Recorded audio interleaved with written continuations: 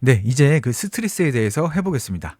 저희가 뭐 스트레스를 일상생활에서도 이렇게 받잖아요. 이제 여기서 말하는 스트레스는 그런 스트레스가 아니라 회사에서 일할 때, 그 직무를 수행할 때 그 사람들이 어떻게 스트레스를 받고 그런 사람들에 대한 스트레스를 어떻게 하면 줄이려고 하고 뭐 사람들이 스트레스에 대해서 어떻게 반응을 하고 막 이제 그런 것들에 대해서 학자분들이 막 연구를 하신 거예요.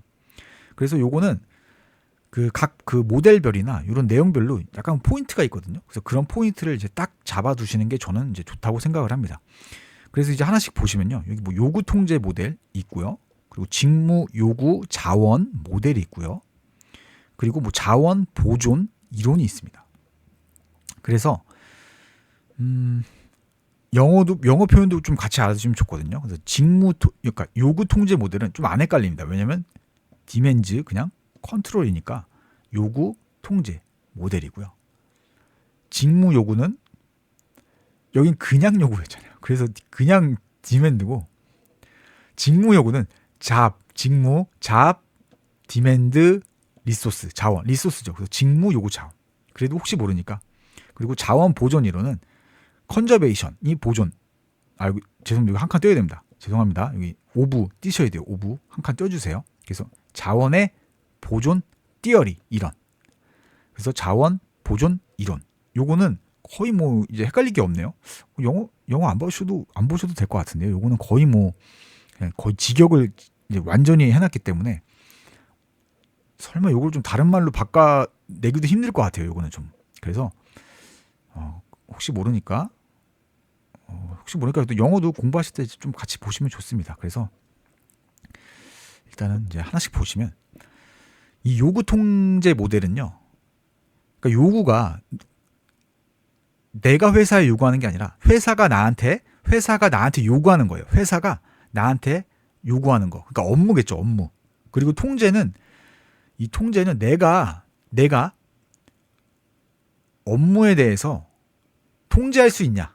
그러니까 내 스스로 뭔가 자율적으로 이렇게 판단을 하고 내 스스로 이렇게 좀 결정을 할 수 있는 권한이 있냐라고 보시면 좋습니다. 그래서 하라는 거는 많고 요구가 많아요. 회사에서 나한테 하라는 요구는 많은데 그리고 업무도 너무 어렵고 힘들어서 정말 힘든데 거기에 내가 통제 스스로 내가 결정을 할 수도 없고 나한테 판단해서 어떤 결정도 내릴 권한도 없고 누군가한테 자꾸 가가지고 이거 이렇게 해도 되나요? 안 돼. 막 이러고 내가 뭐 그러면은 내가 뭐 허락을 계속 구하고 진행을 해야 하면 극도의 이제 스트레스를 받게 되잖아요. 그렇기 때문에 당연하죠. 이거는 그래서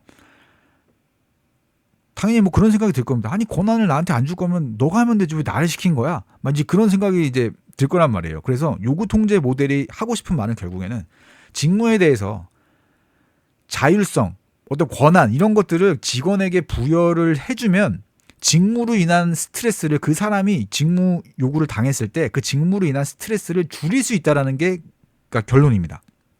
그래서 이게 읽어보시면 여기 직무 요구, 업무량 등 뭐 스트레스 요인들, 뭐 업무가 많다거나 아니면 업무 자체가 뭐 어렵다거나 막 이런 것들 직무 요구 이런 그 스트레스 요인들 이거와 잠시만요. 직무 통제 등에서 요거 약간 좀 수정하셔야 될 것 같습니다. 죄송합니다. 여기 좀 뭔가 틀린 것 같습니다. 그래서 요거 제가 그러니까 직무 요구와 직무 통제, 내 업무에 대한 자율성 통제권, 그렇죠. 내 업무에 대한 자율성 통제권에 대해 관계에 대해서 그 설명을 해준다. 약간 그런 느낌인 것 같습니다. 그래서 여기 보시면 그 스트레스가 가장 높은 경우는 그렇죠. 직무 요구, 업무는 산더미처럼 주는데 내가 할 수 있는 건 내가 결정할 수 있는 것도 하나도 없고요. 그리고 내가 나한테 권한이 있는 거, 그러니까 권한이 없는 거겠죠. 권한이 없습니다. 아무런 권한도 없고. 그래서 이때가 이제 가장 스트레스가 높다고 합니다. 그래서 상관 쌓여 있는데 내 맘대로 의사결정도 못하고 뭐 자율권도 없다. 이때가 이제 극도의 이제 스트레스가 가장 높은 경우다. 이것도 저희 시험에 이제 나왔을 겁니다. 이때라고. 그리고 직무 통제권 부여는 그쵸. 직무 요구의 부정적 효과를 줄이거나 이제 완충입니다. 완충. 죄송합니다. 이거 오타가 많네요. 완충시켜주는 이제 역할을 합니다. 그래서 어떤 직무를 부여하려면 거기에 대한 통제권도 좀 주고 이제 자율권도 좀 줘라. 그러면은 직원들의 직무 스트레스를 이제 줄일 수 있다. 라고 이제 생각하시면 될 것 같습니다. 그래서 요구 통제는 회사의 업무에 대한 회사의 업무 요구를 하고 나는 거기에 대해서 자율권과 통제권 그런 것들이 있냐? 그런 것들이 있어야지 스트레스를 줄일 수 있다. 이렇게 이제 알고 계시면 됩니다. 그리고 여기 이제 그 직무 요구 자원 모델이 있습니다. 잡 디맨드 리소스. 요거는 일단 이 표현을 한번 보시면 여기 종단 설계를 사용하여 업무량 이외에 다양한 직무 요구가 종업원의 안녕과 동기에 그 영향을 미친다라는 이론이고요. 그 일단 여기는 그 안녕과 동기가 솔직히 좀 포인트입니다. 요게 나오면 이제 직무 요구 자원 모델입니다. 그래서 그 아까 요구 통제 모델은 직무로 인한 스트레스를 줄여주는 게 통제권 부여라고 했잖아요. 그쵸? 통제권 부여가 이제 그 직원들의 스트레스를 줄여주거나 완충시켜주는 역할을 한다. 근데 여기는 이 통제가 들어가는 컨트롤 자리에 자원이 들어가 있네요. 그쵸? 그러면 자원이 요구 통제 모델은 통제권이 자율성이 그 직무 요구, 그러니까 어떤 회사 요구에 대한 스트레스를 이제 줄여준다라고 하는 반면에 직무 요구 자원 모델은 그 통제 칸 안에 자원이 들어가 있으니까 자원이 직무 요구의 스트레스를 줄여준다. 이렇게 생각하시면 되고요. 그래서 여기 밑에 이런 예들이 있거든요. 그러니까 어떤 막 그런 거 있잖아요. 자원을 어떤 물리적인 막 그런 유형의 자원도 되고요. 아니면 무형의 자원 이런 것들도 다 포함이 되는 겁니다. 그러니까 예를 들면 엄청 어려운 업무를 맡겼는데 자동으로 단순한 업무에 대해서 자동으로 해주는 프로그램이 있어요. 그러면 그거 구입해서 자동으로 되는 것들은 그 프로그램 우리가 사줄 테니까 그거 PC에 깔아놓고 그걸로 돌리고 나머지 부분만 좀 이렇게 해봐. 막 이런 식으로 해서 시간을 줄여주는 업무가 있어요. 단순 작업 같은 거. 이제 그런 프로그램이 있으면 사줄게. 일단 깔아서 해보자. 막 이래주는 거. 그리고 또 제가 만약에 막 고민하는 힘들어하고 고민하는 행동을 해요. 막 제스처를 취해요. 그러면은 표정이 안 좋아. 그러면은 갑자기 부장님이 오셔서 무슨 일이야? 막 이러는 거죠. 어느 부분이 잘 안 돼? 막 이러는 거예요. 그러더니 나가자. 이러면서 머리나 식히면 나가자. 그러면서 삼겹살에 소주 막 이런 그리고 위로를 해줘요. 위로. 괜찮아. 이거 처음엔 다 그래. 막 이런 너무 걱정하지 마. 지금 잘하고 있어. 너 내가 봤을 때 지금 신입 중에 제일 잘해. 막 이런 식으로 하는 거예요. 그래서 그럼 다음날 신나서 다음날 희망차게 출근하겠죠. 그리고 부장님이 걱정하지 말고 우리가 도와줄 테니까 일단 하는 데까지 해봐. 막 이런 식으로 지원도 해주고 격려도 해주고 막 이러는 겁니다. 그러면 이거를 그냥 자원이라고 보는 거예요. 자원. 그래서 이런 자원들이 제공이 되면 직무 요구가 아무리 과도하게 느껴져도 스트레스를 덜 받으면서 직원이 일을 잘 처리하게 되더라 라는 거를 말하고 싶은 겁니다. 근데 이게 여기 보시면 종단 설계라고 있잖아요. 이 종단 설계라는 뜻이 그런 겁니다. 어떤 시간의 흐름에 따라서 추적 관찰하겠다. 시간의 흐름에 따라서 변화하는 걸 보겠다. 라는 의미로 받아들이시면 좋거든요. 그러니까 여기 보시면 그래서 안녕과 동기라는 표현이 좀 나올 수 있거든요. 왜냐하면 안녕과 동기에 영향을 미치는 걸 보려면 조금 시간을 들여서 좀 봐야 됩니다. 그러니까 자원이 없는 경우 이러한 위로 어떤 심리적 안정감이 들게 해준다라는 자원 그리고 보시면 아까 말씀드렸던 삼겹살에 소주 그런 것도 자원이 될 수도 있는 거예요. 어쨌든 심리적 안정감이 들게 해주는 거니까. 그러니까 만약에 자원이 없는 경우 과도한 직무를 맡겼을 때 직원이 며칠 뒤에 번아웃이 오네. 시간의 흐름에 따라서 본 거예요. 그리고 그래서 직무 자원을 주었더니 직무 자원이라는 게 직장 상사의 위로 피드백 여기 보시면 보고서 냈더니 이 부분을 이렇게 하면 좀 더 좋을 것 같은데 아무튼 수정까지 해주시죠. 수정까지 해주셔. 그리고 내가 이렇게 수정해봤는데 너 한번 이건 어떤 것 같아? 이러면서 의견도 물어보고. 근데 봤는데 진짜 좋아. 와 이걸 이렇게 쓰면 이게 더 좋아지네? 라고 하면서 제가 배우기도 하고 이런 것들 있잖아요. 그리고 뭐 주변 사람들이 뭐 많이 힘들지 이러면서 뭐 요구르트라도 먹고 가라고 주고 이런 거 있잖아요. 그런 것들을 해줬더니 번아웃이 사라졌어요. 보통 그러면 번아웃 사라집니다. 사람이라는 존재가 원래 좀 약간 그렇거든요. 그래서 그걸 그러니까 관찰을 하려면은 그 시간의 흐름이 좀 봐야 되잖아요. 그래서 이 종단 설계라는 표현이 그래서 나온 것 같습니다. 그래서 이게 그 저희 시험 표현이었기 때문에 그 일단 안녕과 동기 이제 포인트 잡으시고 종단 설계도 잡고 계시면 좋고요. 그다음에 뭐 자원 이런 자원들을 그러니까 결론은 요구 통제 모델에서는 직무 요구로 인한 스트레스를 상쇄시켜 주는 게 통제다. 통제권 부여다. 통제권 부여이듯이 직무 요구 자원 모델에서 이 직무 요구로 인한 스트레스를 상쇄시켜 주는 것이 다양한 자원이다. 같은 자리에 있잖아요. 통제 자리에 자원이 있죠. 그렇기 때문에 요거를 이렇게 알고 계시면 좋을 것 같습니다. 그래서 이 두 개가 약간 좀 저희 스트레스에서는 이제 메인 모형인 것 같고요. 뭔가 이렇게 딱 비교가 되잖아요. 그렇죠? 그렇기 때문에 요거인 것 같고, 그다음에 이 자원 보존 이론도 있거든요. 요거는 또 요 자원입니다. 요 자원. 리소스 똑같잖아요. 그래서 자원 보존 이론은 말 그대로 그 직장에서 일하는 사람들이 자원을 보존하려 한다는 거예요. 그렇죠? 그러니까 시간에 걸쳐서 그 여기 보시면 그 시간에 걸쳐서 어떤 그 자원을 그렇죠? 여기 있네요. 네, 그렇죠. 여기 써놨네요. 그러니까 시간에 걸쳐서 자원을 축적하려고 하는 동기를 갖고 있고, 당연하죠. 자원들이 많으면 내 스트레스를 줄여주잖아요. 동기를 갖고 있고, 이런 자원의 실제적 손실이나 또는 손실의 위협이 이제 스트레스를 이제 준다라고 이제 주장을 합니다.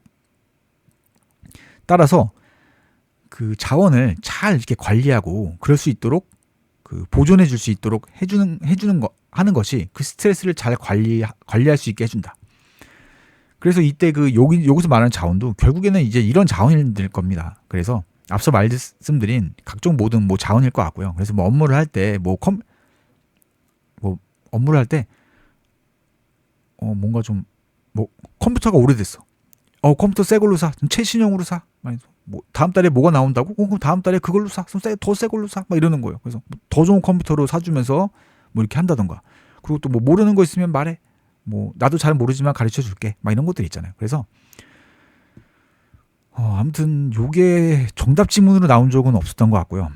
그래도 어쨌든 이제 지문으로는 등장하기 때문에 그래서 약간 좀 당연한 말이지만 내 자원을 직원들은 자원을 보존하려고 하고 그다음에 거기에 실제적 손실이 발생하거나 손실이 될 위협을 받았을 때 이제 스트레스를 받는다. 그 그러니까 보존이 어려울 때 스트레스를 받게 된다. 이렇게 이제 기억하고 계시면 될 것 같습니다. 네, 그리고 이제 그 셀리의 그 일반적 적응 증후군 모델 이라고도 하고요. 그래서 이게 그 셀리에라는 분은 스트레스가 어떤 과정을 거쳐서 결국에 사람이 그 소진 이그저스션이라고 해요. 이그저스션 이렇게 할 거예요. 그래서 이게 이그저스션이라고 해서 이게 뭐 기진맥진, 탈진, 기진맥진, 소진 막 이런 뜻입니다. 그러니까 한마디로 번아웃이라는 뜻이에요. 번아웃. 그래서 사람이 그러니까 좀 약간 이상해. 사람이 아픈 과정을 연구하는 거예요. 이 사람은 어떻게 스트레스가 사람이 어떻게 기진맥진하게 되는 과정을 보여주는 겁니다. 번아웃으로 가는 과정을 보여주는 거예요. 이게. 그러니까 그 사람이 이제 번아웃, 넉다운 되는 과정을 스트레스로 인해서 보여주는 겁니다. 그래서 이게 총 3단계로 진행이 된다라고 해요. 그래서 1단계가 경고입니다. 알람. 이것도 영어 표현 같이 좀 알아두시면 괜찮을 것 같습니다. 알람, 경고. 그래서 이때는 뭐 그런 거라고 해요. 그 스트레스를 좀 받으면 뭐 혈압이 상승, 그다음에 심장이 빨리 뛰어, 막 이런 거고요. 그리고 이제 저항은 레지스탕스. 그래서 이제 그 이러한 그 경고에 대해서 그 어떤 뭐 호르몬 분비 막 그런 게 일어난다고 해요. 그래서 신체가 막 호르몬 분비도 하고 어떤 막 그런 식으로 그 저항을 하는 거예요. 그래서 조정을 해서 내 호르몬 분비 같은 걸 뭐 조절을 해서 저항을 한다라고 해요. 그리고 이게 저항을 하다가 더 이상 저항을 하지 못하는, 신체적으로 내가 더 이상 이제 저항을 하지 못하게 되는 단계가 되면 신체가 스스로 포기해 버리는 현상이 그 기진맥진이 이제 되는 거예요. 이제 회복을 이제 못하는 거죠. 회복을 못하게 되면서 이그저스션, 그래서 소진을 하게 된다. 맥진, 뭐 기진맥진 하게 된다. 그래서 아예 그러니까 저항을 하다가 이제 저항될 힘조차 없게 되면 사람이 이제 뻗어서 일을 할 수 없는 상태가 된다라고 합니다. 그걸 이제 소진이라고 봤습니다. 그래서 이게 어떻게 보면 신체가, 그러니까 스트레스가 신체에 미치는 영향을 연구했다라고 그쵸, 그렇게 보셔도 되고요. 그래서 이런 것들을 통해서 뭐 스트레스 관리를 뭐 잘해야 된다라고 했던 것 같습니다. 그래서 이 셀리의 일반 전공 모델은 경고, 1단계 경고, 2단계 저항, 레지스턴스, 그다음 3단계 저항, 이그저스션? 네, 이그저스션인 것 같습니다. 그래서 경고, 저항, 소진의 이제 그 세 단계로 이제 그 구분이 된다입니다. 그리고 이제 이제 기타 스트레스 관련 지문을 보겠습니다. 요것도 저희 시험에 이제 나왔기 때문에 제가 이제 적어 놓은 거고요. 그래서 이제 긴장, 각성 수준이 하나씩 보겠습니다. 긴장, 각성 수준이 조금씩 높아질수록 수행 수준이 점점 높아지다가 과도하게 넘어가 버리면 그때부터는 이제 수행 수준이 떨어진다. 그쵸? 이거는 따라서 역육자형 곡성 형태이다. 이게 선형적으로 나왔을 거예요. 그래서 선형적 아니다. 그래서 보시면 이거는 그러니까 긴장 수준이 각성, 긴장 수준이 너무 높거나 너무 낮으면 역육자형이니까 이렇게 생겼을 거예요. 역육자형이 이렇게 생긴 거잖아요. 그러니까 만약에 이렇게 보시면 여기가 긴장이라고 해볼게요. 그리고 여기가 긴장이 높아질수록 수행 수준이 점점 높아지다가 과도하게 넘어가 버리면, 그죠? 이거네. 그럼 여기가 이제 그 수행 수준, 어떤 뭐 퍼포먼스 막 그런 거겠죠. 뭐 사람의 뭐 어떤 일적인 뭐 퍼포먼스라 그래야 되나, 이제 약간 그런 느낌이거든요. 그래서 수행 수준, 그러니까 뭐 일을 잘하냐 못하냐, 이제 약간 그런 느낌으로 보시면 될 것 같습니다. 그래서 뭐 긴장을 만약에 긴장을 너무 안 해요. 그래서 뭐 만약에 시험을 치러 가요. 시험을 치러 가는데 긴장을 너무 안 해요. 하늘이 파라네. 날씨가 너무 좋다. 벚꽃도 폈구나. 막 이런 거. 졸음이 몰려옵니다. 시험장 가서 자요. 졸음이 쏟아져서. 시험을 보다가 긴장을 너무 안 돼서 창밖을 딱 봤는데 하늘이 파랗고 벚꽃 냄새가 내 코를 찌르고 긴장이 너무 안 돼요. 이러다가 잤어요, 모르고. 그러면 수행 수준, 시험 점수가 낮겠죠. 그렇죠? 낮아요. 시험 점수 낮을 겁니다. 막 10점 나왔을 거예요. 10점. 근데 약간 좀 이제 적당한 긴장.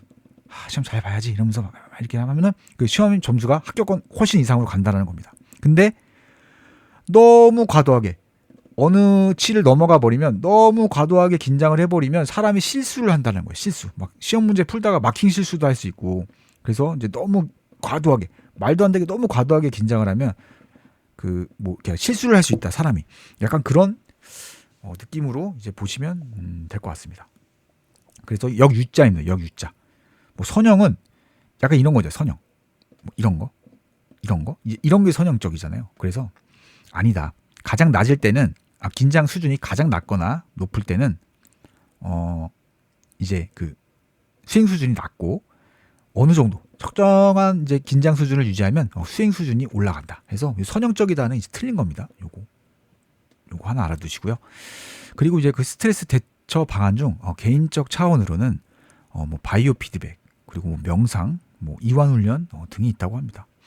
그리고 그 스트레스 대처 방안 중 이제 조직적 차원으로는 뭐 작업 과부하를 뭐 아예 제거를 해준다던가, 그 업무 힘들어 그러면 하지 마, 뭐 이런 거겠죠. 그리고 뭐 사회적 지지, 뭐 파이팅 뭐 이런 거겠죠. 힘내라 막 이런 거. 그리고 조직 분위기 개선은 그죠. 뭐 딱딱한 조직보다는 좀 이렇게 유연한 조직에서 뭐 이렇게 그러면 직장 상사한테 좀 여쭤볼 수도 있고, 뭐 잘 몰랐을 때 뭐 조직 분위기 좋으면 당연히 스트레스 안 받겠죠. 조직 분위기가 안 좋으면 스트레스 그 자체가 스트레스가 될 수도 있습니다. 그리고 또, 그렇죠. 당연히 자율성 부여하면 그리고 저 의사결정에 참여해서 목소리를 낼 수 있으면 덜 스트레스를 이제 받겠죠.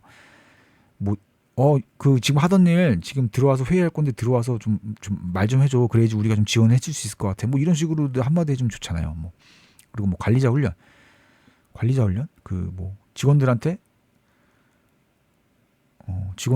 그 관리자분들은 직원들한테 이렇게 하시면 안 돼요. 그럼 직원분들이 스트레스 받습니다. 뭐 이런 것 같습니다. 그리고 종업원 훈련은 관리자분들이 뭐 이렇게 말하시면은 뭐 왼쪽 귀로 듣고 오른쪽 귀로 흘리는 방법 막 이런 것들을 가르쳐 주는 것 같습니다. 한 귀로 듣고 흘리세요. 이런 거 훈련하는 방법 이제 그런 것 같습니다. 그래서 그리고 또 이제 마지막인가요? 네 마지막이네요. 그래서 스트레스 출처에 대한 이해가 가능한 거 그리고 예측이 가능한 거 그리고 통제가 가능한 것 중에서 스트레스 완화 효과가 가장 큰 것은 예측 가능성임. 요거는 그냥 미리 알고 맞아서 그러니까 미리 알고 맞으면 덜 아프다고 하잖아요. 그래서 모르고 맞아야지 더 아픈가? 잠시만요. 모르고 맞으면 아닙니다. 이거 스트레스기 때문에 힘든 거니까 미리 알고 맞아서 그러니까 나한테 어떤 느낌이 올지 미리 알고 있기 때문에 스트레스 완화 효과가 뭐 그래 뭐 이런 식으로 해서 완화 효과가 가장 큰 게 예측 가능성인 것 같습니다.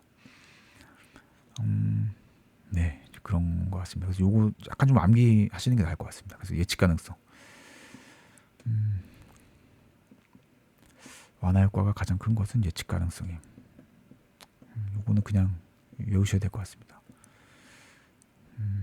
왜 예측 가능성인지는 솔직히 좀 이해가 잘 안 되거든요. 그래서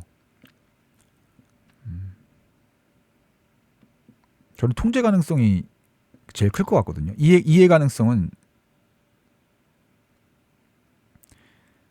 그래도 이해를 하다가 만약 스트레스 출처가 직장 상사예요. 직장 상사면 그래 그 사람은 저렇게 살아왔었으니까 그럴 수 있겠어 라고 스트레스를 제가 받다가도 또 가끔가다 이제 막 욱할 수가 있잖아요. 그런데 예측 가능성은 분명히 내가 지금 그분한테 직장 상사 스트레스를 주시는 분한테 직장 상사분한테 내가 지금 보고서를 내면 이런 식으로 또 얘기를 하겠지? 그 화나잖아요. 오히려 그런 생각하면 이거 또 어떻게 참아야 되지? 이런 식으로 뭐 화가 날 거란 말이에요. 근데 통제 가능성은 내가 통제할 수 있다라는 거냐? 그 사람을 스트레스 출처에 대한 그렇죠. 직장 상사를 통제할 수 있다라는 거잖아요. 그럼 뭐 무력을 행사하든지 아니면 뭐 그 사람한테 가서 저 하기 싫은데요. 이런 뭐 나한테 권한이 있다든지 거부할 수 있는 권한이 있다든지 그러면 스트레스 완화가 효과가 제일 큰 거는 통제 가능성인 것 같은데요. 근데 어쨌든 정답은 예측 가능성이었기 때문에 이건 제가 잘 모르기 때문에 그냥 그래서 오답으로 가시지 마시라고 이제 말씀을 드리는 겁니다. 그래서 이거 좀 암기하셔야 될 것 같습니다. 저처럼 생각하시는 분들도 있을 수 있기 때문에 그래서 예측 가능성이 가장 스트레스 완화 효과가 가장 크다. 예측 가능성. 그래서 미리 알고 맞아서 충격이 덜한 느낌이다. 라고 해서 암기를 하시는 게 나을 것 같습니다. 네, 그러면은 이제 그 기출 문제를 풀어보겠습니다.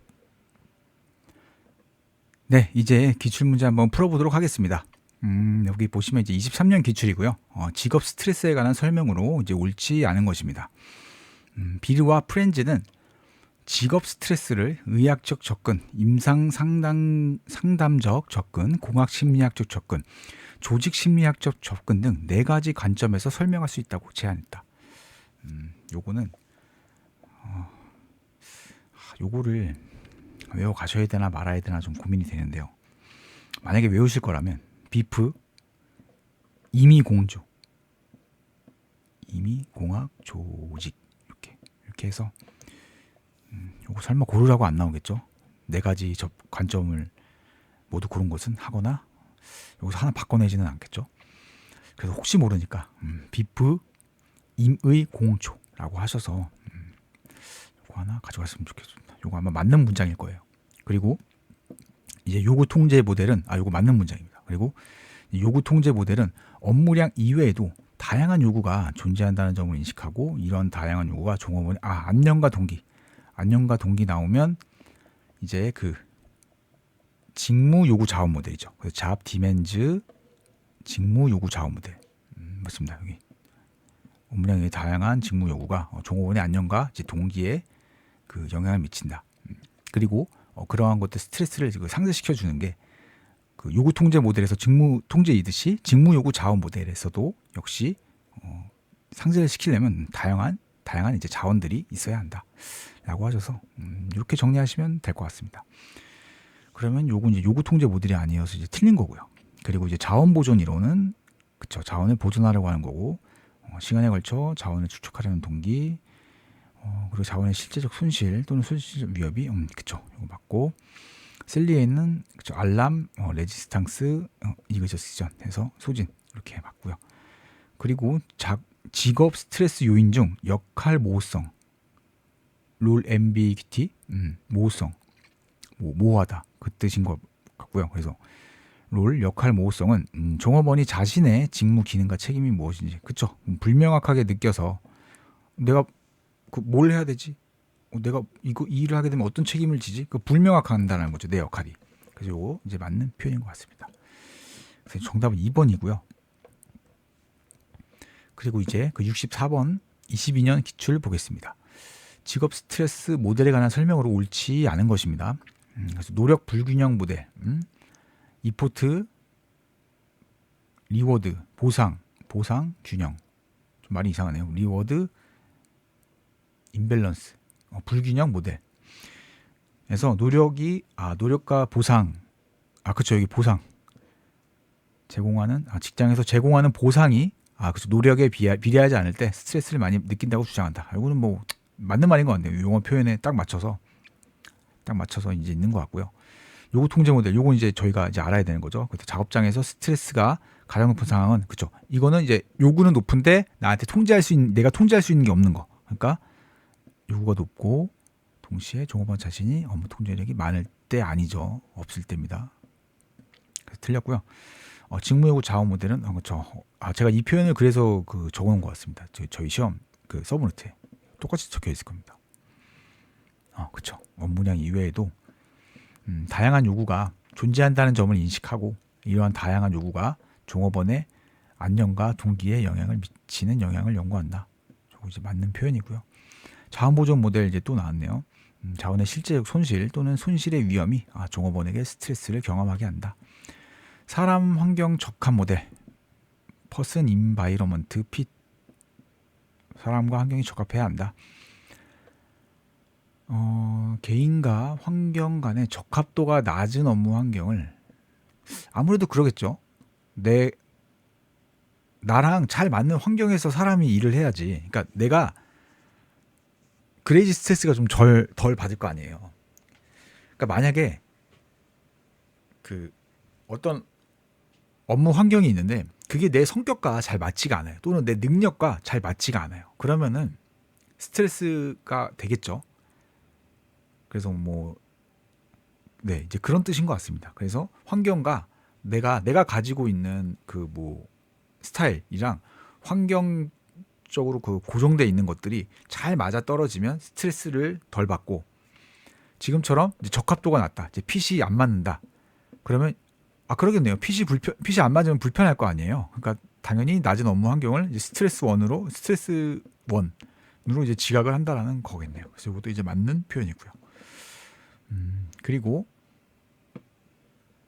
요거 종단 설계 이제 여기서 갖고 온 거네요. 그래서 직업 스트레스 모델 중 종단 설계를 사용하여 업무량 이외의 다양한 직무 요구가 종업원의 안녕과 동기에 영향을 미치는 것을 살펴보기 위한 것은 요거겠네. 잡, 디멘즈, 리소스 모델 요거고요.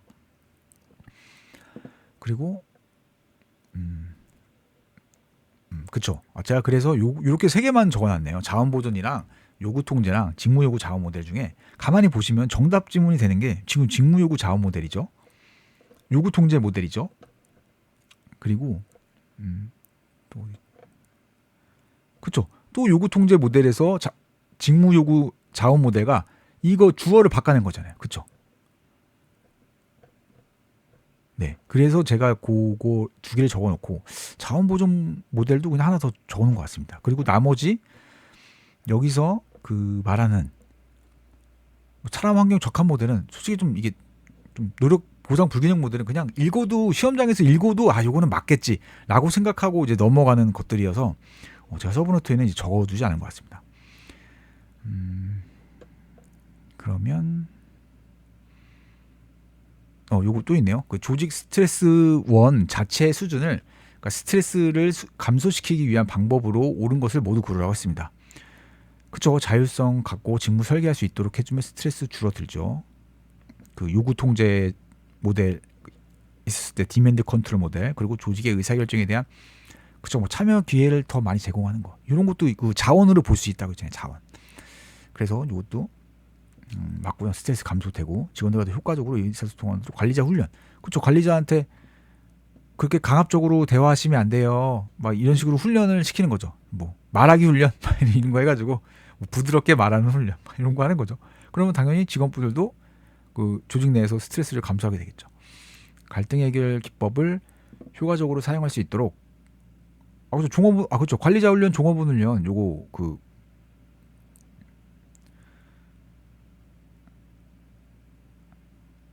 이게 포인트가 이게 죄송합니다. 이게 포인트가 조직 차원에서의 조직 차원에서 스트레스 자체 수준을 감소시키기 위한 방법인 것 같습니다. 그래서 여기 만약에 바이오피드, 명상 이런 거 들어가면 이제 틀린 게 되는 거고요. 다시 보겠습니다.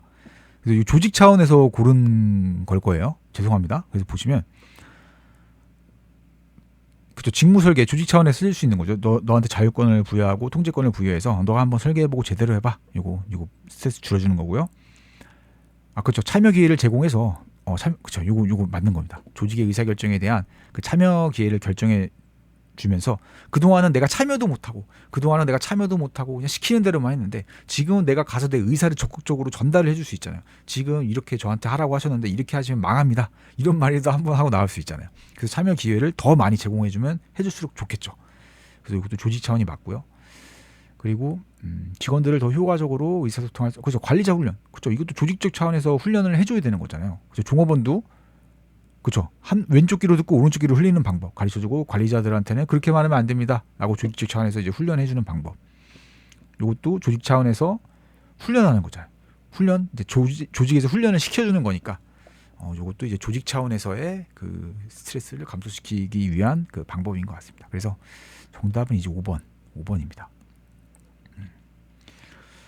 네, 그리고 이제 20년 기출이네요. 그 스트레스의 작용과 대응에 관한 설명으로 이제 옳지 않은 것입니다. 그래서 이 A 유형, B 유형 저희 그 앞에서 잠깐 했었거든요. 거기 그 성격이나 뭐 그런데 그 동기 이제 그쪽에서 마지막 쪽에 있었던 것 같은데요. A 유형은 약간 좀 이렇게 경쟁적인 사람이잖아요. 경쟁적인 사람. 그리고 B 유형은 좀 약간 경쟁을 뭐 싫어한다라는 느낌보다 약간 좀 이렇게 느긋느긋한 거.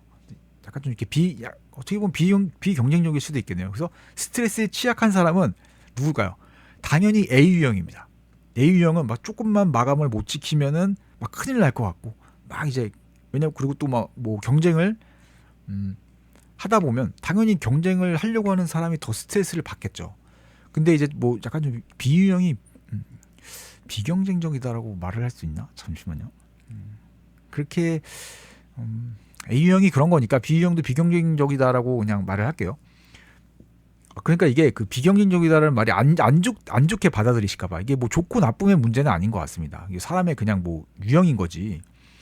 그래서 어쨌든 스트레스의 B 유형은 약간 좀 느긋느긋하고 이제 그러신 분이기 때문에 당연히 이제 B 분이 스트레스를 그 이제 잘 받아들이실 겁니다. 그러니까 취약하지 않을 겁니다. 뭐 와도 뭐 그러려니 이제 요런 식이기 때문에 이제 B 유형 분들은 넘기시기 때문에 괜찮다. 그래서 A 유형이 B 유형 성격의 사람에 비해 스트레스 취약한 거는 이제 A 유형이 맞습니다. 그리고 셀리에가 구분한 스트레스 3단계 중에서 2단계 저항이었죠. 레지스턴스. 그래서 첫 번째가 1단계가 알람, 2단계가 레지스턴스, 3단계가 이그저스션, 소진. 이렇게 해서 맞네요. 이거 맞고, 그다음 스트레스 관련 정보 수집, 시간 관리, 구체적 목표 있을. 요게 하나가 더 있습니다. 그러니까 이게 그 문제 중심적 대처 방법은 맞고요. 그 문제가 왔을 때 그 문제에 대한 그 그 어떤 뭐 정보를 막 모으고, 그리고 약간 좀 그 스트레스 관련된 뭐 정보를 수집하고 시간을 관리하고, 하여튼 뭐 구체적인 목표를 뭐 수립해서 어떤 그 문제 중심적 대처 방법이 있고요. 그다음에 그 감정 중심적 대처 방법이 있습니다. 그거는 말 그대로 누가 나한테 스트레스를 줬어요. 그러면 뭐 심호흡을 하는 거예요. 심호흡. 화가 나도 참는 거죠. 화가 나도 참고, 명상? 갑자기 뭐 가부좌를 틀고 앉아서 가만히 명상을 하는 겁니다. 뭐 그런 식의 대처 방법이에요. 그래서 이게 감정 중심적 대처 방법과 그 문제 중심적 대처 방법이 있다. 요것도 알고 계시면 괜찮을 것 같습니다. 요것도 이제 맞는 표현이고요. 그리고 자신의 사건을 예측할 수 있고, 그쵸? 예측성, 아까 전에 그 예측성, 통제 가능성, 스트레스 덜 받는다. 여기 있었거든요. 요거 있네요. 예측성, 통제 가능성, 뭐 이해 가능성까지 있으면 더 좋겠죠. 그래서 통제 가능하다고 지각하면 덜 받는다. 맞고요. 그리고 긴장 수준이 높을수록 수행 수준은 선형적으로 감소한다. 아니죠. 정확하게 얘기하면 역유자형이었죠. 그래서 긴장 수준이 높아질수록 올라가다가 어느 점을 딱 넘어가면 그때부터 감소한다. 그래서 선형적으로 감소한다라는 말은 약간 좀 이런 느낌이거든요. 반비례 수준이 높을수록 이건데, 어쨌든 역유자형이 더 정확한 표현이기 때문에, 그렇죠. 높을수록의 기준점이 어디서부터 출발하는지를 모르잖아요. 긴장이 여기서부터 출발하는 건지, 뭐 긴장이 그러니까 여기서부터 높아진다라는 표현인 건지 여기서부터 높아진다라는 표현인 건지 알 수 없기 때문에 이거 5번이 정답인 것 같습니다. 긴장 수준이 높을수록 수행 수준은 선형적으로 감소하는 게 아니라, 긴장 수준이 높아질수록 처음에는 수행 수준이 올라가다가 어느 점을 넘어가 버리면 그때부터는 감소한다. 이 표현이 더 맞는 것 같고요. 또는 역유자형이다. 높아질수록 그 유자 형태를 띈다. 뭐 이런 식으로 바꿔야 될 것 같습니다. 그래서 요거 이제 틀렸고요. 네, 요게 그 타시험 기출 문제였는데요. 그 스트레스 그렇게 좀 찾다 보니까 문제에 새로운 게 없나 해서, 이게 이쪽 시험이 그 산업심리학 쪽은 기출 문제를 타시험 기출 문제가 찾기가 너무 어렵습니다. 그래서 그러다가 어떻게든 좀 하나라도 좀 찾아보려고 하다가 그래서 좀 갖고 왔거든요. 요거는 아직 타시험에 나왔는데, 이게 그 직업 상담사 2급 거기서 어떻게 하다가 이제 발견을 했습니다. 그래서 그 라자루스라는 그 학자분이 계신데, 이제 이분은 그 약간 그 여기 보시면 이 정답은 일단 4번이거든요. 그래서 일단 말씀드려보면 스트레스 사건 자체보다 지각과 인지 과정을 중시하는 이론이래요. 그러니까 이게 그 저희가 부름의 기대 이론에서 주관적이다라고 했잖아요. 사람마다 그 기대가, 내가 뭐 노력을 하면 보상이 얼마가 올지, 그다음에 그 보상이 나한테 좋은지 안 좋은지, 그런 것들이 다 개인마다 주관적으로 다 달라질 수 있다. 그래서 기수유, 그죠? 그 기대, 수단성, 유의성, 그 곱하기 한 값이 다 개개인마다 다 제각각이다. 거기에 부여하는 게 다르니까. 그것처럼 스트레스도 개인마다 지각과 인지를 하면서 받아들이는 정도가 다 다르다라는 거예요. 이게 그래서 이것도 약간 그 개인마다 스트레스를 받아들이는 정도가 뭔가 다 다르다. 그래서 이게 그러니까 개인이 여기 평가죠. 평가가 있습니다. 그래서 개인이 스트레스에 대한 그 스트레스 원을 평가하기 시작을 한다라고 해요. 그래서 그 만약에 예를 들어보면 어쨌든 처음에 이제 1차 평가와, 그러니까 라자루스는 1차 평가, 2차 평가, 그리고 3차 평가라는 그 개념이 아예 없고요. 마지막에 재평가를 한다고 합니다. 재평가. 그래서 1차 평가, 2차 평가, 재평가 이렇게 한다고 합니다. 다시 라자루스는 1차, 2차, 재평가 이렇게 한다고 합니다. 그래서 일단 4번이 일단 틀린 거고요. 그래서 1차 평가는 이런 느낌이에요. 그 직장 상사가 나한테 업무를 던졌어요. 근데 이게 나한테 이게 위협적인가? 여기 있죠. 이 사건이 직장 상사가 나한테 업무를 던진 것이 위협적인지를 평가하는 겁니다. 그래서 어떤 사람은 이거 새로운 업무네? 우와, 나의 자기 개발을 위해서 좋은 거다. 뭐 이럴 수도 있고요. 아, 또 뭐야? 왜 또 나한테 자꾸 넘겨? 이러면 이제 위협적인 거, 나쁜 거겠죠? 그렇게 이제 평가를 하는 게 1단계고요. 그리고 2단계는 자신의 대처 능력에 대한 평가예요. 그래서 내가 이 상황을, 업무 던진 상황을 내가 어떻게 대처해야 하는지에 대한 평가라고 합니다. 그래서 이 대처 능력이 떨어지면 내가 스트레스를 뭐 더 받는 거고요. 그리고 내 대처 능력이 좋았다라고 하면은 뭐 스트레스가 완화가 되는 거고요. 이제 그런 느낌으로 이제 그래서 대처 능력 얼마나 위협적인지를 보고 그 스트레스가 되는 사건이 나한테 첫 번째로 얼마나 스트레스 되는지 보고 내가 그 스트레스에 대한 그 대처 능력을 이제 평가하고요. 그리고 마지막에 다시 이제 그 재평가를 한다는 겁니다. 그러니까 뭐 아까 전에 뭐 만약에 왜 나한테 업무 던졌어 막 이러면서 내가 막 그 대처 능력도 안 좋아가지고 막 스트레스를 받으면서 막 2차 평가까지 막 이랬어요. 내가 스트레스 대처 능력도 떨어지고 뭐 가서 만약에 뭐 말을 잘 못하는 성격이에요. 뭐 이렇게 가가지고 왜 이거 저한테 넘기시는 거예요? 뭐 이런 말도 못하고 그냥 시키면은 그냥 다 하고 막 이제 그러시는 이제 분이다 보니까 막 그냥 속으로는 투덜투덜 대면서 막 계속 일을 했습니다. 근데 이제 재평가를 하는 거죠. 알고 보니까 나를 승진시키기 위해서 나를 너무 좋아해서 뭔가 승진시키려면 명분이라도 하나 있어야 돼. 명분. 그러다 보니까 나한테 일을 하나 던져주고 그 일을 이제 하면 명분이 있어. 얘가 이런 일을 처리했으니까 얘를 승진시켜야 합니다. 라고 하는 명분을 만들어주기 위해서 그런 의도로 나한테 업무를 하나 탁 던졌던 거예요. 그래서 이게 그때 가서 그래서 그랬구나. 그렇게 해서 마지막으로 재평가를 한다고 합니다. 그래서 약간 이런 식으로 알고 계시면 될 것 같습니다. 그래서 만약에 라자루스 나오면 1차, 2차 재평가. 그리고 1차는 얼마나 위협적인지, 나한테 오는 스트레스 그 문제가 그 사건이 얼마나 위협적인지, 그리고 내가 거기에 대한 대처 능력이 있는지가 2단계.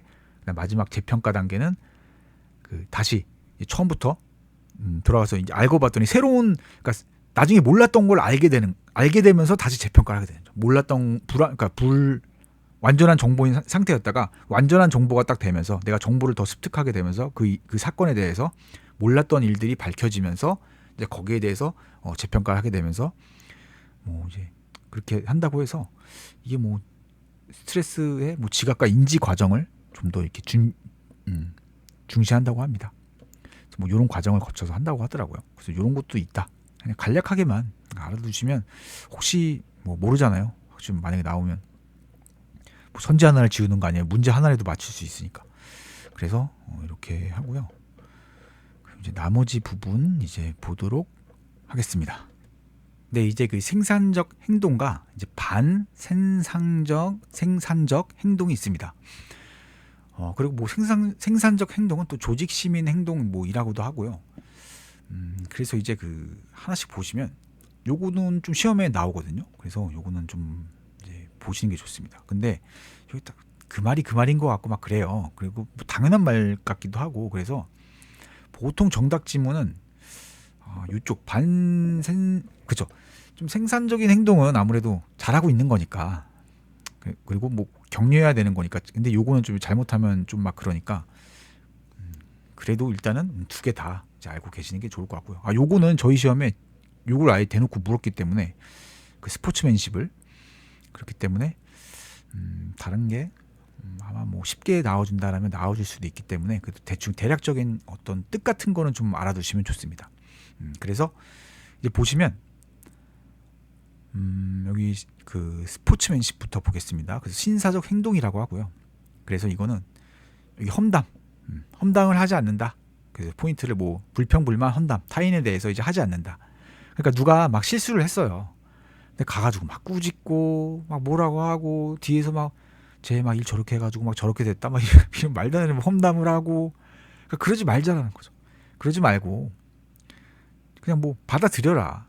뭐 누가 뭐 실수할 수도 있지. 좀 신사적으로 행동해라. 그런 것들에 대해서 막 뭐라고 하지 말고 좀 신사적으로 행동해라. 이거를 그 스포츠맨십이라고 영어로는 이제 그렇게 표현하는 것 같습니다. 이제 그런 거고요. 이타주의는 그 알트리우즘 막 이래가지고, 그러니까 뭐 그냥 타인을 자발적으로 이제 뭐 도와주는 겁니다. 옆 동료가 너무 힘들어해요. 너무 힘들어해. 그러면 무슨 일이야? 내가 좀 도와줄게. 막 이러는 거예요. 간단한 거 처리할 거라도 있으면은 뭐 그냥 뭐 아무 생각 없이 뭐 해야 되는 일들 있잖아. 뭐 판단 없이 그냥 막 타이핑만 하면 되는 거. 그런 거 있으면 혹시 좀 갖다 줘. 막 그냥 나 지금 안 바빠. 막 이러면서 얘기를 하는 거죠. 이타주의. 그런 거고요. 이제 예의적 행동은 코티시라고 해가지고 이게 말 그대로 상대방을 뭐 배려한다거나 그냥 예의적 행동. 그러니까 배려를 하면 일단 뭐 예의적인 행동이 나가거든요. 그렇기 때문에 예의적 행동. 그냥 예의 있게 행동을 하는 거죠. 예의 있게 행동을 한다. 그래서 누가 말을 하면 이렇게 대꾸도 안 한다라든지 그런 게 아니라 뭐 고개도 끄덕여주고 뭐 인사도 하고 뭐 그런 것도 있잖아요. 뭐 안녕하십니까 말해서 밝게 인사도 하고 뭐 어제 그런 일이 있으셨나 봐요. 뭐 공감도 해주고 막 이제 그런 것들을 말하는 것 같습니다. 그래서 이렇게 배려해주는 거, 상대방한테 이렇게 배려해주고 예의 있게 행동해주는 거, 그런 것 같고요. 그래서 이런 것들은 좀 시험 내기 어렵지만 그래도 일단은 요거를 구분해서 시험 문제 내기는 좀 어려운 것 같지 않나요? 이타주의랑 예의적 행동을. 이타적으로 그 행동을 한다라는 거 안에 이미 예의적인 행동이 포함되어 있지 않나요? 남을 도와주려고 하는데 그 사람이 예의가 없는 사람일 것 같지는 않은데요, 그렇죠? 그리고 또 예의적이지 않게 도와줄 수 있나? 그럴 수도 있겠네요. 그래서 아무튼 요거는 확실히 시험 문제 내기 딱 편하잖아요. 이게 뭔가 포인트가 있으니까. 근데 요거는 공부했을 때 약간 좀 포인트 잡기가 너무 어려웠습니다. 그래서 애매해서 이런 식으로 일단 도와주는 거. 이타주의는 자발적으로 도와주는 거. 예의적 행동은 뭐 예의 있게 행동하거나 뭐 배려하거나 약간 이런 느낌. 또 배려가 여기 들어갈 수도 있습니다. 이타주의라는 게 결국에는 남을 좀 배려해주는 마음이 있잖아요. 그래서 일단 이렇게 적어놓기는 했지만 이제 만약에 그 선생님들 갖고 계신 교재에는 어떻게 표현되어 있는지 모르겠지만 선생님들이 갖고 계신 교재에서 어떤 포인트가 있다라면 근데 그게 시험 포인트로 나올지는 모르겠습니다. 이게 명확하게 학문적으로 정의가 돼 있는 게 아닌 것 같거든요.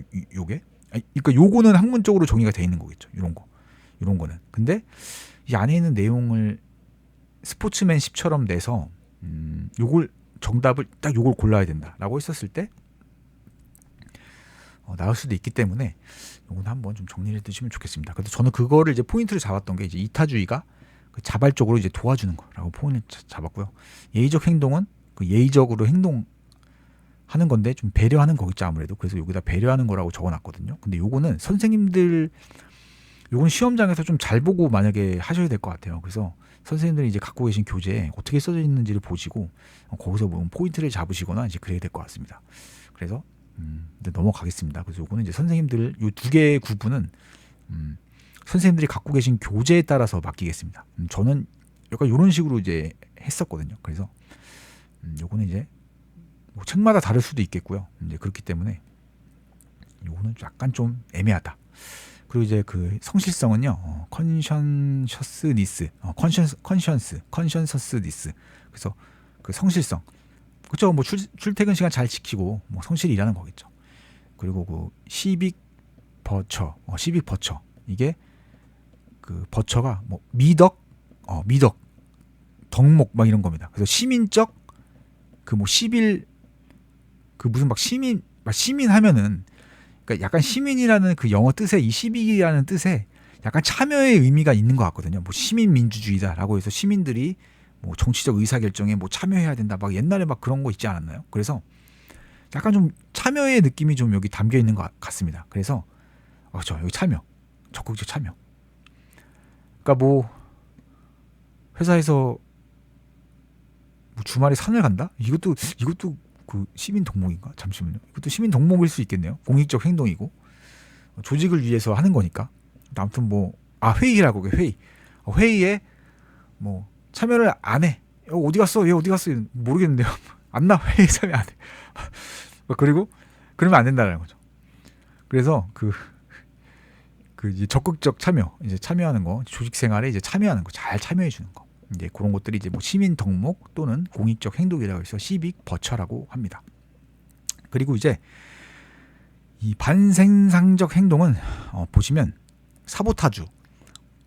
그래서 이게 그 저희 시험에 나왔던 표현이에요. 그래서 고의적으로 장비나 재산을 손상, 뭐 파괴, 막 이런 표현이 들어간다면 사보타주가 맞습니다. 그래서 뭐 재료를 낭비한다거나 자신의 업무 영역을 뭐 더럽히고 고의적으로 장비나 뭐 재산 그런 것들을 이제 손상, 파괴시킨다. 파괴시키는 행위. 이게 네이버에서 찾아봤을 때는 뭔가 파괴, 막 이런 뜻이 있었거든요. 그래서 뭔가 이제 이것도 하나 그 포인트로 잡아주시면 좋을 것 같고요. 그래서 뭐 재료에 고의적으로 이제 뭐 손실을 입히다, 손실, 뭐 파괴, 뭐 이런 것들을 의미합니다. 그래서 사보타주는 저희 시험에 이제 나왔었고요. 그리고 이제 그 사회적 폄하는요, 뒷담화 갖고 그냥 상대방 막 깎아내리는 거예요. 그래서 사회적 폄하하고 그다음에 이게 그 직장, 네, 이게 용수철 효과가 이게 저희 시험에 나왔었거든요. 근데 이게 아마 17년도 시험이었을 거예요. 그래서 이 공부를 했었을 때 그 용수철 효과를 막 찾아봤었어요. 진짜 용수철 효과가 뭘까? 맞다. 용수철 효과를 찾아봤었는데 그 용수철 효과가 용수철이 늘어나면 원래대로 돌아가려고 하는 성질을 말하는 것 같았거든요.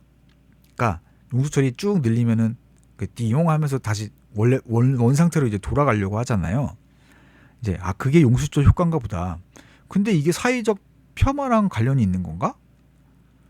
뭐라고 여기 그죠? 이게 같이 엮여서 나왔을 거예요. 사회적 폄하 관계 없음. 그래서 제가 여기 이렇게 적어놓은 걸 거예요. 그러면은 사회적 폄하는 뒷담화를 하는 거랑 상대방을 깎아내리는 거라 했어요. 이게 용수철 효과랑 관계가 있으려면 용수철 효과의 그 정의가 원래대로 돌아가려는 성질도 있고, 그 다음에 용수철이 어느 정도까지는 늘렸을 때 다시 돌아가지만 그 이상 어떤 한계치를 넘어가 버리면 영구적으로 용수철이 늘어나 버리잖아요. 그래서 되돌아오는 성질을 잃어버리는 것도 용수철 효과에 포함이 된다라고 하면은 사회적 폄하랑 사회적 폄하가 관련이 있을 수도 있거든요. 그러니까 이 반사회적 행동이니까 그 만약에 그 사회적 폄하를 막 누가 막 사회적 폄하를 당했어요. 막 뒷담화도 당하고 막 상대방을 깎아내리는 당하다가 도저히 못 참아서 주먹 다짐을 한 거예요. 그냥 하자 이러면서 주먹 다짐을 한 거예요. 그럼 이게 조직이 뭐 제대로 돌아가겠습니까? 그런 의미에서 용수철 효과, 그러니까 내가 도저히 당하다가 한계치를 넘어가서 뚜껑이, 속된 말로 그냥 뚜껑이 열려서 그렇게 된다. 그러면 용수철 효과의 정의를 그렇게 좀 넓게 보면은 관련이 있는 건가? 라고 생각이 들었었는데 지금 또 다시 보니까 이 직장물에도 관련이 되네요. 만약에 용수철 효과를 그렇게 보면. 그래서 죄송합니다. 요거 표현을 좀 지워야 될 것 같습니다. 이게 그래서 용수철 효과가 그 정의를 만약에 적게 해서 용수철이 원래대로 돌아가려는 성질만 얘기한다. 그러면은 아무런 관련이 없는 것 같거든요. 그러니까 누가 나를 막, 내가 용수철이에요. 누가 나를 막 늘렸어. 나를 막 스트레스를 줬다라고 해볼게요. 그럼 내가 다시 스트레스를 안 받으려고 하는 상태로 돌아간다고? 사회적 폄하를 당하다가 이게 좀 말이 안 되잖아요. 그래서 이거 말이 안 되는데? 하고 해서 이게 좀 잘 모르겠습니다. 그래서 아무튼 직장물이랑도 관련된다라고 적어놨지만 제가 왜 이걸 그때 그렇게 적어놨는지 잘 모르겠습니다. 그때 공부하다가 막 찾다가 이거 관련이 직장무례 쪽인 것 같은데? 라고 생각을 했던 것 같아요. 근데 직장무례는 그냥 무례적으로 그 행동한다라는 거거든요. 뭐 이렇게 그런 건데 그래서 요거는 이게 또 이것도 선생님들 그 갖고 계신 교재, 이게 아마 17년 문제일 거예요. 17년 문제가 진짜 어려웠습니다. 그래서 막 이제 그래서 요 용수철 효과랑 이거는 선생님들이 갖고 계신 교재에 어떻게 써져 있는지를 보시고 그 교재를 따라가셔야 될 것 같습니다. 이 부분은 이제 제 거 보시면 안 될 것 같고요. 저는 이제 제가 이제 다시 결론 내리기로는 용수철 효과가 그 적게 용수철 효과가 그냥 늘렸을 때 다시 돌아가는 성질만을 갖고 얘기한다. 그러면 여기 있는 거 아무것들이랑 관계가 없는 것 같고요. 근데 만약에 용수철 효과가 일정 임계치를 넘어가 버리면 용수철이 변하잖아요. 원래대로 돌아가려고 원래대로 돌아가려고 하는 성질을 잃어버리고 그 늘린 대로 그냥 고정이 돼 버린단 말이에요. 그러니까 그거를 조직이 망가진 상태로 봐가지고 거기까지 이제 포함이 되는 개념이다라고 하면 사회적 폄하나 직장 무례가 점점 조직에서 심해질수록 안 좋은 것들이 심해질수록 조직이 아예 망가져 버린다. 그런 의미에서는 관계가 있는 것 같고요. 저는 그래서 그렇게 뭐 결론을 내리고요. 근데 이게 갑자기 용술효과 근데 이게 그 물리학에서 쓰는 거 아닌가요? 물리 막 그런 데서 아무튼 뭐 그런 거고요. 그래서 이거는 이렇게 하고 넘어가고요. 요 밑에 있는 표현도 한번 읽어보고 이제 정리를 해보겠습니다. 이거 또 그죠. 이제 반사회적 행동의 그 사람 기반 원인과 상황 기반 이제 뭐 원인이 있는데 뭐 이게 보시면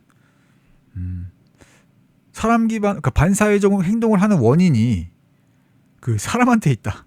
뭐 이런 거잖아요. 그래서 성실하지 않아.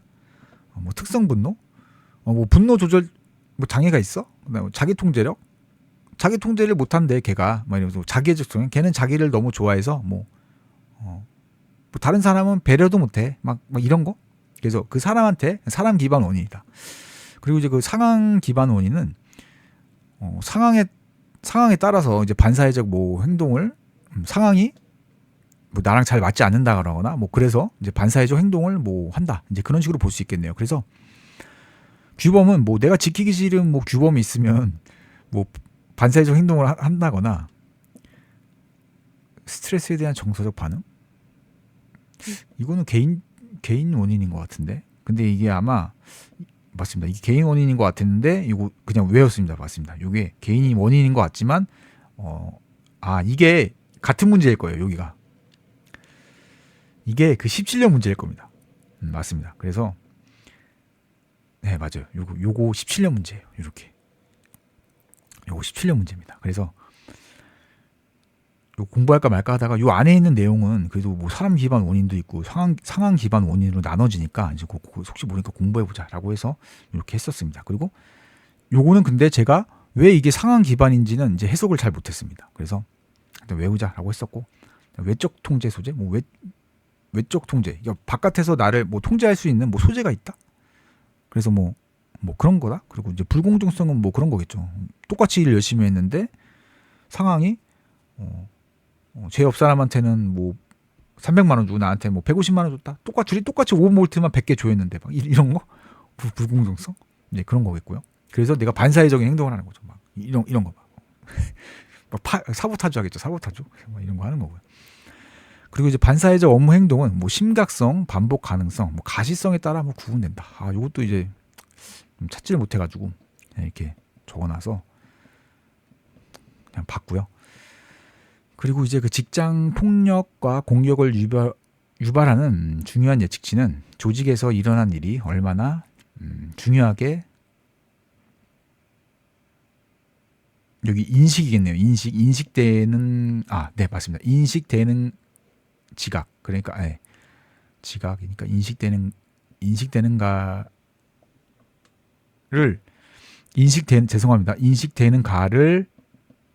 의미하는 유발성 지각이다. 그죠? 유발성 지각이다. 그러니까 약간 이런 거겠네요. 직장 폭력과 공격을 유발하는 중요한 예측치는 조직에서 일어난 일을 내가 어떻게 받아들이느냐, 내가 어떻게 인식을 하냐. 그래서 공격을 유발하는 지각 이런 뜻인 것 같습니다. 그래서 만약에 제가 인식을 어떤 일이 일어났는데 이거 나한테 너무 치명타인 것 같은데 이거 나한테 불리한데 라고 하면 사람이 직장 폭력과 공격을 유발 이런 뜻인 것 같습니다. 그래서 유발성 지각, 중요한 예측치는 유발성 지각이다. 직장 폭력을 유발하는 지각이다. 내가 얼마나 그걸 안 좋게 인식하느냐, 지각. 이제 그런 뜻으로 쓰인 것 같습니다. 네, 그리고 여기 밑에 그 5, 6, 7, 8 있거든요. 요거는 솔직히 최근에 시험에는 좀 안 나오지만 아주 과거에 이제 하나씩 나왔던 문제였을 거고요. 이제 혹시 몰라서 그냥 적어두기만 하고 솔직히 요건 그냥 보지는 않았습니다. 왜냐하면 제 생각에 이제 안 나올 것 같기도 했었고. 그래서 이것들은 뭐 딱히 뭐 이론이라기보다 그냥 선생님들이 그 갖고 계신 교재로 기출 문제 푸시면서 그냥 정리만 하시면 뭐 크게 어려운 내용도 뭐 없거든요.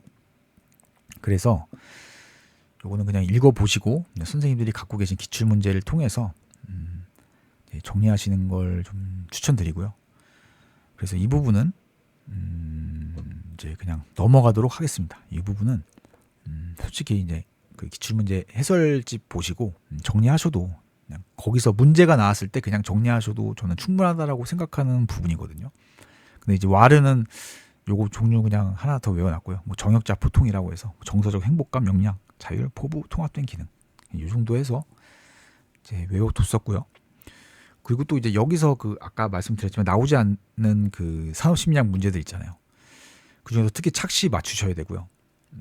착시는 거의 그래도 자주 나오기 때문에 착시는 또 나오면 문제가 그렇게 어렵지 않거든요. 그냥 그거는 이제 맞추라고 주는 문제일 가능성이 굉장히 높습니다. 그래서 그거 꼭 이제 맞추셔야 되고, 그 다음에 뭐 하이니 뭐 그런 것들, 그 다음에 뭐 네파도 나왔었죠. 네파도 그 이 과목에서 공부하잖아요. 그래서 그런 것들, 그리고 뭐 불완전한 뭐 요인의 뭐 불완전한 행동들 막 그런 것들 있잖아요. 그래서 그런 하이니 이제 그런 것도 막 나오고 그러기 때문에, 그리고 또 뭐 경영학 문제였던 것들이 산업심리학하고 겹치는 부분이 굉장히 많습니다. 경영학하고 산업심리학. 그래서 그런 부분들도 또 경영학에서 나오지만 산업심리학에서 또 냅니다. 그렇기 때문에 그 부분도 또 겹치고, 그다음에 이 과목에서도 겹치고 하는 부분이 산업심리학에 겹치는 부분이 많아요. 이제 그러다 보니까 여기 없는 문제들이, 서브노트에 없는 문제들이 좀 있습니다. 그래서 이제 그런 것들까지 이제 이 과목이랑 이제 3과목 경영학 쪽에서 준비를 하면, 같이 이제 준비를 한 거예요. 경영학 쪽에서는 저희가 하면은 이제 저희가 총 다 해서 보시면, 그러니까 만약에 보시면 24년도에는 네파 그 이 과목에서 나오죠. 착시 이 과목에서 나옵니다. 이거 벌써 그쵸? 요거 그쵸? 요거 이 과목 일반에서 다루는 내용이거든요. 그리고 23년에는 착시, 그쵸? 아담스의 사고 연쇄 이론, 요거 2단계 그 이 과목에서 배우잖아요. 그쵸? 이 과목. 23년 보시면 산업재해 인정 요인, 그쵸? 요거. 그다음에 인간의 정보 처리 순서도 제가 알기로 이 과목에 있습니다. 요것도 있습니다. 조명 측정단 이 과목에서 배우죠. 착시 이 과목에서 배우죠. 그렇죠? 이렇게 겹쳐요. 이렇게 겹치는 문제가 진짜, 여기 또 하이니 또 있네요. 착시 또 있고. 이 과목에서 겹치기 때문에 저는 서브노트를 좀 약간 좀 이렇게 여기 다 넣지는 않았거든요. 그래서 이 과목에 있는 내용들을 갖고 오셔서 단권화를 시키셔도 되고, 아니면 이거는 이 과목에서 공부한 내용을 토대로 맞추면 되니까 나는 여기서 산업심리학의 어떤 고유적인 부분만 좀 공부를 하고 이제 하겠다 라고 하셔도 되고요. 저처럼 그렇게 하셔도 되고요. 그래서 이게 이렇게 보시면,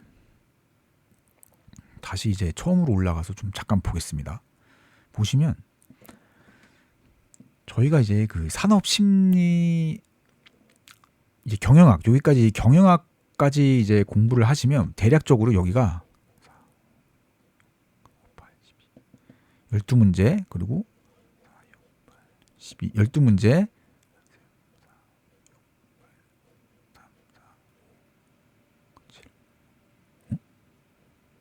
3, 4, 6, 8, 12 12문제. 보통 12문제네요. 4, 5, 6, 7, 8, 12문제. 여기까지 12문제예요 이미. 그리고 산업심리학에서 나오는 것들 공부를 하시면 보통 5개에서 6개네요. 최근에 5개였고, 그럼 17문제. 17문제에서 어쨌든 18문제를 저희가 시험장에서 풀 수 있게 됩니다. 이제 덤벼볼 수 있는 거죠. 맞출 수 있다고. 근데 여기서 솔직히 다 맞추시면 좋지만, 최대한 많이 맞추시면 좋지만 3분의 1을 맞추시면 12문제? 12문제겠네요. 12문제 정도? 11개에서 12문제 정도 맞추시면 이미 그 과락을 넘기고요. 더 맞추시면 좋죠.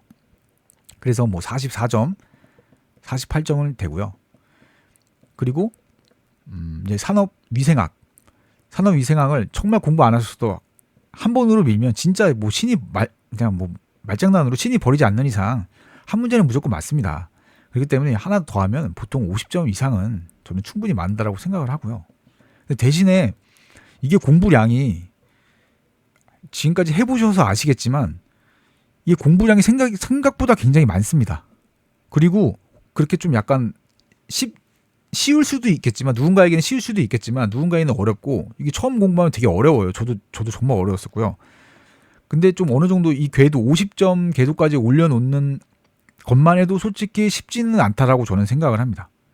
그렇지만 그래도 일단 기출문제 위주로 공부를 하시고 만약에 이제 여기까지 다 되셨다. 내가 어느 정도 그 산업심리학까지 되셨다라고 하면 그때 가서 이제 산업위생을 공부할지 말지를 고민하는 거지. 저는 처음부터 산업위생을 같이 공부하는 건 솔직히 아니라고 생각을 합니다. 아마 그리고 합격자 대부분의 분들도 심지어 지금 뭐 그 강의하시는 분들 중에 만약에 이 자격증이 있으시다라고 하시면 그분들도 조차도 아마 산업위생학 공부를 안 하셨을 수도 있어요. 저는 솔직히 좀 했는데 한 문제도 안 나와서 저는 하라고 말씀을 못 드려요. 제가 공부한 파트에서는 안 나왔습니다. 제가 뭐 공부를 얇게 그러니까 범위를 안 넓혀서 그런지는 몰라도 저는 아무튼 뭐 그랬었고요. 그래서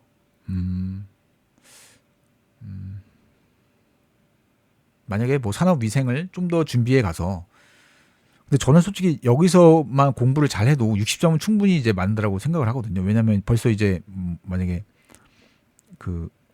이제 60점을 맞으려면 4일은 4, 15문제를 맞춰야 되거든요. 그거 중에. 근데 어쨌든 1과목하고 2과목을 잘 준비하셔서 70점 이상을 맞으시면은 그래도 여기 과락만 넘기면 되거든요. 근데 보통은 요 두 과목은 70점 이상 맞게끔 공부가 좀 잘 되고요. 또 열심히 노력하시면 여기는 노력만큼 이제 비례해서 나오십니다.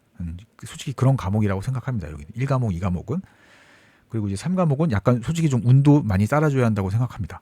이제 모르는 문제가 나왔을 때 어떻게 좀 잘 찍는지 이제 그런 것들도 좀 중요하다고 생각하고요. 그래서 어쨌든 여기까지 공부했었을 때 최대한 산업심리학까지 공부하셨을 때 이제 그 40점 이상은 솔직히 나온다. 네, 좀 이렇게 좀 열심히 공부하셨을 때 40점 이상은 무조건 저는 나온다고 생각을 하기 때문에요. 그렇게 크게 뭐 걱정 안 하셔도 될 것 같고요. 다만 내가 좀 공부가 부족한 것 같다. 그러시면은 여기가 좀 안심이 될 수 있게 공부를 이제 해두시는 게 저는 좋다고 생각을 하고요. 그리고 내가 이제 여기까지 공부도 하고 1과목, 2과목도 점수가 좀 됐다. 그러시면은 뭐 산업 위생 쪽에 뭐 내가 나왔을 때 맞출 수 있는 부분이 있다라면 그런 것들을 좀 찾으셔서 한번 뭐 정리를 해가시는 것도 나쁘지 않다고 생각합니다. 근데 그건 이제 여유가 됐을 때요. 그리고 보통 산업위생학까지 이제 가실 정도가 되면은 좀 약간 준비가 좀 어느 정도 되신 상태예요. 그래서 혹시 모르니까 7문제 중에 한 문제라도 내가 아는 게 나오지 않을까라는 이제 마음으로 이제 준비를 하게 되거든요, 보통. 그렇기 때문에 일단은 여기까지 하셔서 시험장에서 최소한 12개는 이제 맞으시면 좋다. 그러면 이제 안전하게 합격하실 수 있기 때문에요. 네, 그러면 이제 여기까지 하고요. 문제를 안 풀었네요. 이제 문제 풀고 네, 이제 마무리하겠습니다. 그래서 이제 보시면 조직에서 생산적 행동과 프로덕티브 비헤이비어라고 하고요. 반생산적 행동, 카운터 프로덕티브 워커 비헤이비어. CWB라고 하나 봐요. 그래서 이제 CWB라고 하나 봅니다. 이제 보시면 조직 시민 행동, 오르가니제이셔널 조직적인 시민, 시티즌십 행동. 이거 50이라고 하나 보네요. 52. 52는 조직 시민 행동. 그렇죠. 이걸 영어로 이제 50이라고 합니다. 저희 아까 그거죠. 생산적 행동. 이 중에서 그 조직 시민 행동이라는 게 있는데 이런 것들이겠죠. 이런 것들이 그 생산적 행동에 속한다. 맞습니다. 이거 맞고요. 52는 친사회적 행동이며 역할 외 행동. 그렇죠. 내 역할 외에서 보시면 내 역할 외에서 이제 막 도와주는 거거든요. 그러니까 약간 뭐라고 하시면 좋으면 조직의 시민 행동이잖아요. 이게 52가 이 뜻이잖아요. 그 오르가니제이셔널 시티즌십 비헤이비어. 그러니까 내 역할 이외에도 약간 좀 시민 행동 막 그런 거 있잖아요. 그런 식으로 해서 이제 이해하시면 좋을 것 같습니다. 그래서 친사회적 행동이고 내 역할도 다 하고 내 역할 외적인 행동. 그러니까 뭐 남을 배려해 준다라든가 뭐 타인을 자발적으로 도와준다라든가 뭐 이런 측면에서 봤었을 때 이제 이 표현도 역할 내 행동이라고도 한다. 이것도 이제 맞는 것 같습니다. 그리고 이제 일탈 행동은 디비언스 뭐 이런 뜻인 것 같아요. 그래서 일탈. 요게 요 영어 단어가 일탈이라는 뜻일 겁니다. 일탈. 그래서 요거는 이제 일탈은 카운터 밸런스가 아니라 카운터 프로덕티브 워크 비헤이비어 CWB에 속하겠죠. 그렇죠. 일탈 행동은 당연히 반사회적 행동이니까 일탈 행동도 속하지만 조직의 해로운 행동 이건 솔직히 좀 약간 그렇네요. 조직의 해로운 행동은 아닐 리가 없겠죠. 해로운 행동이겠죠. 그리고 그러니까 뭐 일탈 행동이 만약에 뭐 이런 것들이 될 수 있겠죠. 뭐 회의에 막 참석을 안 한다, 불참을 한다던가, 뭐 맨날 늦게 와요. 뭐 무단 결근 막 그런 것도 포함될 수 있을 것 같아요. 그래서 그런 것들이 일탈적인 행동이라고 하잖아요. 그래서 해로운 행동이죠. 그리고 조직 시민 행동은 OCBI 조직 시민 행동의 인디비주얼과 이거 개인인 것 같습니다. 개인의 어떤 개인적인 거고, 이거는 조직적인 거. 이게 조직이니까 조직적이거나 조직적 측면이거나 개인적 측면에서 분류되기도 한다. 약간 그럴 수도 있겠네요. 조직 시민 행동이 여기 5개가 있으니까요. 개인적 측면과 조직적 측면으로 만약에 나눠본다라고 하면 대부분 근데 좀 개인적 측면인 것 같네요. 요거는 좀 조직적 측면으로 볼 수 있을 것 같고요. 5번 시민 덕목 적극적으로 좀 참여하자. 그리고 뭐 예의적으로 행동한다거나 뭐 자발적으로 도와주는 거, 뭐 이런 거. 요것도 개인적 측면인 것 같고요. 그래서 요것도 어쨌든 이제 3번이 확실히 틀렸기 때문에 그래서 그 조직 시민 행동은 그 개인 인디비주얼과 그 오르가니제이셔널로 분리될 수 있기도 하다. 이것도 이제 3번이 확실히 틀렸기 때문에 이것도 이제 맞는 표현입니다. 그리고 이제 CWB는 개인적 범주와 조직적 범주로 분리할 수 있다. 요것도 개인적 조직적이겠네요. 조직 시민 행동과 마찬가지로 CWB도 개인적 범주와 조직적 범주로 이제 분리할 수 있다라고 했네요. 그래서 요것도 이게 CWB라고 한다라면 반사회적 행동이니까 이것도 뭐 개인적인 차원, 조직적인 차원에서 할 수 있다라고 하는 것 같습니다. 근데 어떻게 나눠야 되는지는 솔직히 잘 모르겠습니다. 그래서 이 부분도 선생님들이 갖고 계신 교재에 만약에 이게 개인적 범주는 뭐가 있고 조직적 범주로 뭐가 있다라고 이제 적혀 있으면 그런 것들 같이 한번 좀 봐주시면 괜찮을 것 같습니다. 그리고 조직 시민 행동도 이제 개인적 인디비주얼적인 측면과 그 오르가니제이셔널 요것도 같이 만약 교재에 이제 적혀 있다라고 하시면 같이 약간은 구분지어서 외우시는 것도 나쁘지 않을 것 같습니다. 아마 네 그런 식으로 이제 하시면은 괜찮을 것 같습니다. 근데 이게 좀 약간 좀 그런 게요. 행동이 보통 개인이 행동을 하지 뭐 조직적 행동 조직적으로 행동한다 그 말도 되네요. 그래서 저는 다 약간 좀 개인적으로 보이긴 하거든요. 이게 이렇게 4개는. 그리고 이것도 어떻게 보면 또 개인으로 볼 수도 있고. 그래서 조직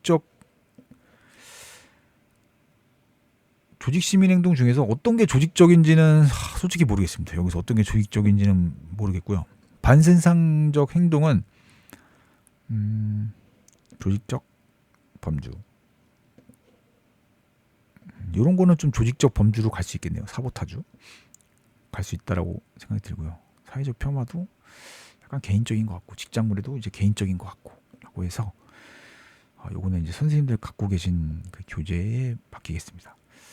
네, 그리고 네, 요거는 그렇게 해야 될 것 같습니다. 그리고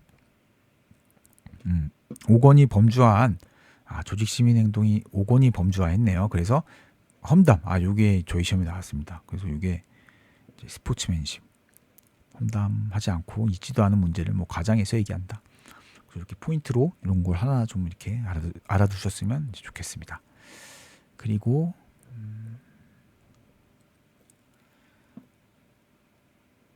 네, 요거 이제 반사회적 업무 행동 CW 비중에 직간접적으로 조직 내에서 행해지는 일을 방해하려는 의도적 시도를 의미하며 CW는 다음 네, 요거 아까 저희 요겁니다. 요거 사보타주.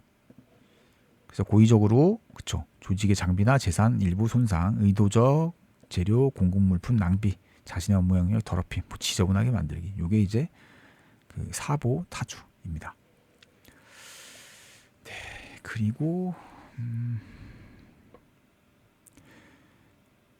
요거 보시면 요거 잠깐 보기를 보시면 이게 그 위드 드로월 이래가지고 철회가 이게 이 단어가 진짜 말 그대로 뭐 철회 취소거든요. 그래서 요거는 아마 반사회적이니까 내가 뭐 한다고 했다가 뭐 안 한다고 하는 거 약간 그런 거일 것 같습니다. 뭐 회의 참석할 거지 네 이래놓고 뭐 참여 안 한다든가 약간 그런 느낌인 것 같고요. 직장 무례는 그냥 무례하게 하는 거고 그리고 타인 학대하는 거는 그냥 뭐 말 그대로 타인을 학대하는 거겠네요. 그래서 여기 정답에 해당되지는 않고요. 생산 일탈은 일탈 이게 일탈이라는 뜻이거든요. 근데 일탈이 생산에서 일탈한다. 그러니까 생산적으로 그 비생산적인 뭐 일을 한다거나 막 그런 거일 것 같아요. 그래서 막 5번 볼트를 나는 쪼여야 되는데 이제 5번 볼트를 안 쪼이거나 뭐 5번 볼트를 갖고 와서 쪼여야 되는데 6번 볼트 갖고 와서 막 돌려가지고 막 그런 느낌? 그래서 일탈한다. 약간 뭐 약간 그런 것 같습니다. 그래서 약간 그런 느낌으로 받아들이셔야 될 것 같습니다. 사실 이런 게 솔직히 시험에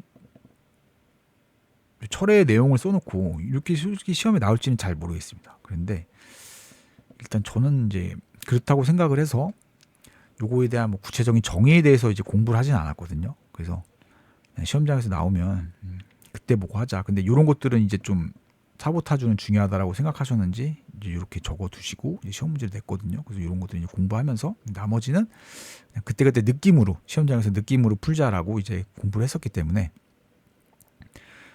이런 것들은 따로 정리를 하진 않았지만 요것도 그 선생님들 갖고 계신 교재에 있으시면 한번 보시는 거 이제 추천드립니다.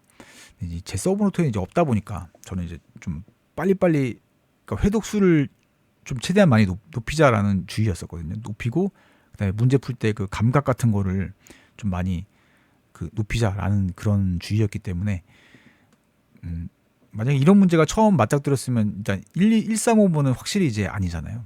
근데 이제 2번이 이게 사보타주라는 개념을 알고 있었으면 이제 맞출 수 있는 문제고 몰랐으면은 솔직히 좀 4번 같기도 하잖아요. 그쵸? 생산 일탈. 그쵸?